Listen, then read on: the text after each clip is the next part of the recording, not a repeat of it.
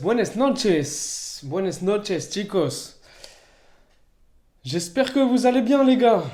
Les gars, je sais pas par quoi commencer. J'ai sorti le petit écharpe. Euh, C'était un match assez dégueulasse, la vérité. Je vais commencer direct cash. C'était un match dégueulasse. C'était un match haché. La qualité de la viande hachée, elle était pas bonne en fait, la vérité. Une personne, tu choisis juste la mauvaise personne et t'as une mauvaise qualité. Et la mauvaise personne ce soir, c'était l'arbitre. Je suis désolé les gars, ça me casse les bonbons d'en revenir à ça et de commencer le débrief par ça. Mais désolé les gars, l'arbitre était dégueulasse. Il a cassé le match, même si je l'admets directement, Nacho il mérite son rouge. Mais il y a eu des fautes sur Brahim Diaz, sur Rodrigo, il y en a une dizaine. Normalement, il y a des jeunes qui sortent. Ils sifflent même pas. Sur Bellingham, c'est trop. En fait, tous nos joueurs en attaque, ils se prenaient des tacles de malade et ça sifflait pas. Nacho, il mérite son rouge. Il n'y a pas de problème.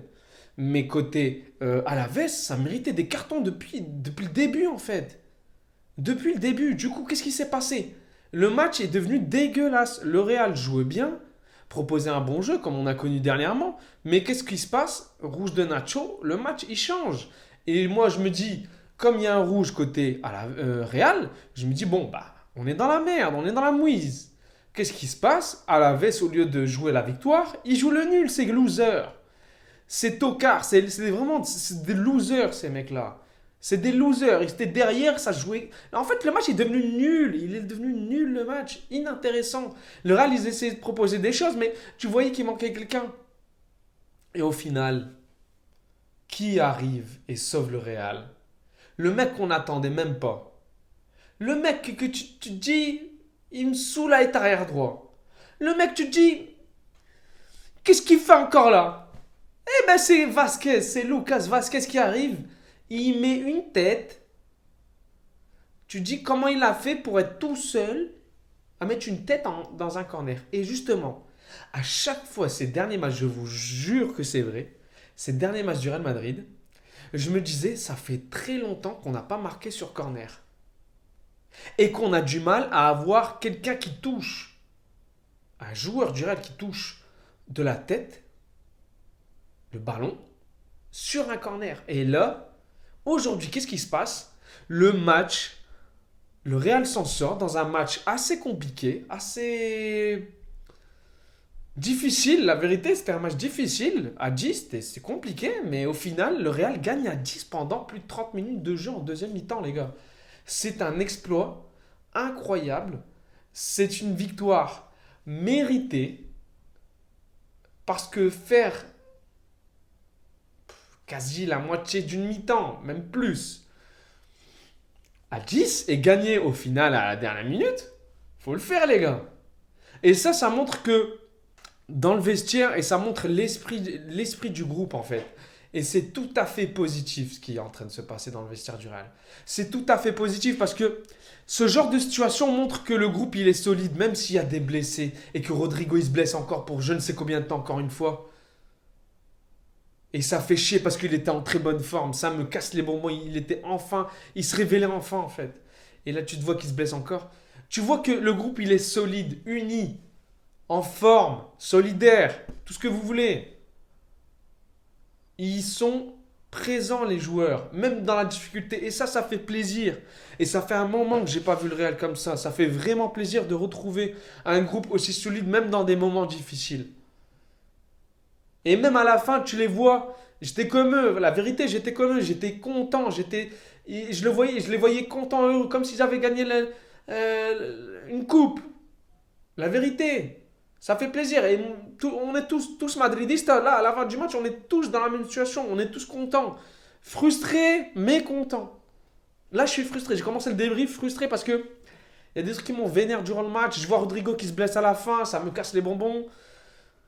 Je- En fait, je voulais que ça se finisse bien. J'étais content quand il y a eu le but, mais quand j'ai vu la blessure de Rodrigo, je me suis dit,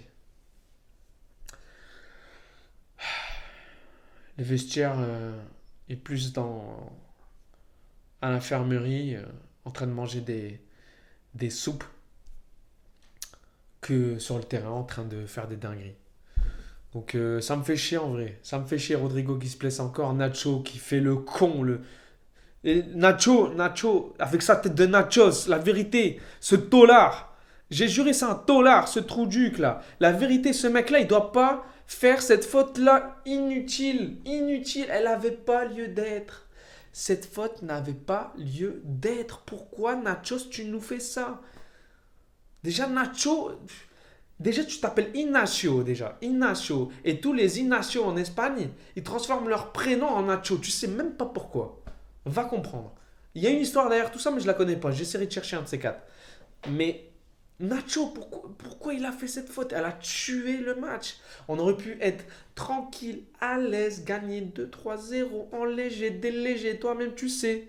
Et au final, qu'est-ce qui se passe? Ça galère, ça trime, ça charbonne. Et au final, t'as un lutin qui arrive et qui met une tête qui se fait oublier de nulle part. C'est un match, c'est une fin de partie Que dire? L'année se finit bien, les gars. Faut retenir que le bon. Même si le négatif, il était là ce soir. Faut retenir que le bon. Le bon, c'est qu'on finit premier. Girona, ils ont fait 1-1. Et ça, je le savais qu'ils allaient faire, qu'ils allaient galérer au Betis Séville. C'est dur de gagner au Betis Séville. Au final, le Girona, ils ont fait 1-1. J'ai regardé la fin de la partie. Ils allaient même perdre à la fin. Et au final, ils s'en sortent bien avec un point. Au final, on revient à égalité de points, mais on est toujours premier. Ça va être une bataille, les gars. Vous n'êtes pas prêts? Ah, vous n'êtes pas prêts. Vous n'êtes pas prêts. La bataille pour la deuxième partie, elle va être exceptionnelle. Elle va être exceptionnelle, les gars. En tout cas, ce match, il était passionnant de par la tête de Vasquez. Mais en soi, on a vu un match contrôlé par un arbitre éclataxe, au max comme Jamax. Les joueurs, ils ont fait leur match, même dans la difficulté. Ça, je suis très fier d'eux, la vérité. Je suis très fier. Valverde, il a fait son match. Le mec, comme je dis, il a 4 poumons, il aurait pu continuer à jouer. Et en fait, je me dis que quand je regardais la première mi-temps, j'arrivais pas à comprendre la composition de Carlo Ancelotti, en fait, avec les joueurs qui jouent devant. Je pense que, mis à part Kroos qui reste un peu plus bas et qui monte quand le bloc est plus haut, en fait, les joueurs, ils sont libres. Tu vois Rodrigo à droite, à gauche, Bellingham à droite, au milieu à gauche, Modric à droite, à gauche. Mis à part, du coup, Kroos et Valverde qui restent un peu plus bas, le reste, ils sont hauts et du coup, ils sont libres. Et je pense que c'est ça qui fait que... Et Brahim Diaz, bien sûr. Brahim Diaz qui a fait un bon match aussi. Je trouve que c'est ça qui fait que il y a plus de combinaisons. Le jeu du Real, il est plus beau, il est plus harmonieux. Je pense que c'est à cause de ça. Je pense qu'il y a plus de 3-4 joueurs qui sont libres de jouer leur football et de proposer un football champagne. Et là, c'est ce qu'on est en train de vivre. Un football champagne avec des combinaisons, des 1-2, des appels de balles de Brahim, de Bellingham. Tout ça, c'est grâce à la liberté que Carlo leur laisse actuellement. Et ça fait plaisir à voir. Justement, tout ça, c'est en l'absence de Vini. Ouais, de Vini. Donc Vini, j'attends le retour de Vini, comment ça va se passer. Est-ce que ça va continuer sur la même lancée, j'ai envie de dire, parce qu'au début de saison, c'était pas comme ça. Ou est-ce que ça va revenir, il va remixer encore et ça va ressembler à ça, mais ça va plus être comme maintenant. À voir, j'ai hâte de voir. En tout cas, le prochain match, c'est contre Mallorca en 2024, donc première semaine de janvier. Il y aura la Coupe d'Espagne, la Super Coupe d'Espagne, pardon. Donc premier match, ça va être contre l'Atlético de Madrid, quelques jours après. Donc on aura un mois de janvier assez chargé pour le coup, mais plus le mois de février, il va être assez... Le mois de février, vous n'êtes pas prêts. Hein. Et du coup, Girona qui joue contre l'Atlético de Madrid. Le prochain match de Girona, c'est contre l'Atlético de Madrid, les gars.